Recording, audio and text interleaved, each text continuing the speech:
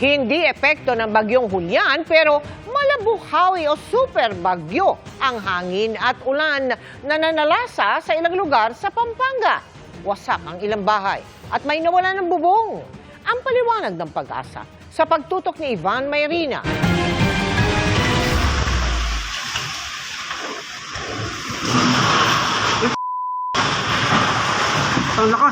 Para bang super typhoon ang tumama sa Clark, Pampanga, mag-aalas 5 kahapon. Halata nagulat din ang kumukuha ng video sa lakas ng hangin na nakuhang liparin ang bubong ng isang bahay at mabuwal ang isang puno.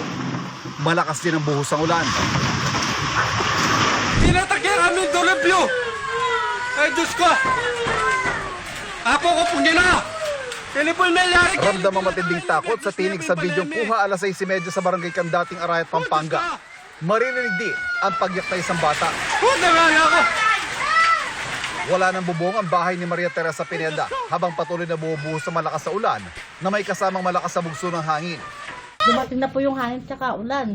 Dali-dali po kami pumasok po dito sa loob. Pagkatapos nun pagkapasok po namin sa loob, bigla pong umano na po itong bubong namin. Umangat. Natuklap na po. Sa isa pang video, makikita rin ang tindi ng hagupit ng ulan at hangin.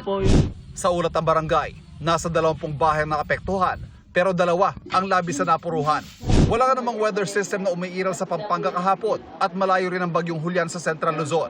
Ang nangyari daw ay sa Pag-asa, severe thunderstorm. Nangyayari po yung ganitong klase ng thunderstorm, yung malalakas o severe thunderstorm po natin na tinatawag kapag sobrang init po ng panahon natin. So, nag-build up po yung mga clouds po natin. So, kapag ganun po ay sa hapon po niya usually binabagsak yung malalakas na buhos po ng mga pag-ulan. At kapag may thunderstorm nga po tayo, may kasama rin po itong malakas na bugso ng hangin. Tugma ito sa kwento ni Maria Teresa sa nagilagay ng panahon maghapon kahapon sa lugar nila. Nung umaga, mainit. Pagkatapos po, nung mga bandang, mga bandang alas 4, alas 5, parang dumidilim na po siya. Dumidilim na po siya banda dito sa may bundok. Bago tumama si Buhawi, umulan ba? Kasabay po yung hangin tsaka ulan. Ang ganitong malalakas na thunderstorm, posibleng maulit pa ayon sa Pag-asa, lalo't nasa transition o pagpapalit ng panahon mula sa habagat patungong amihan.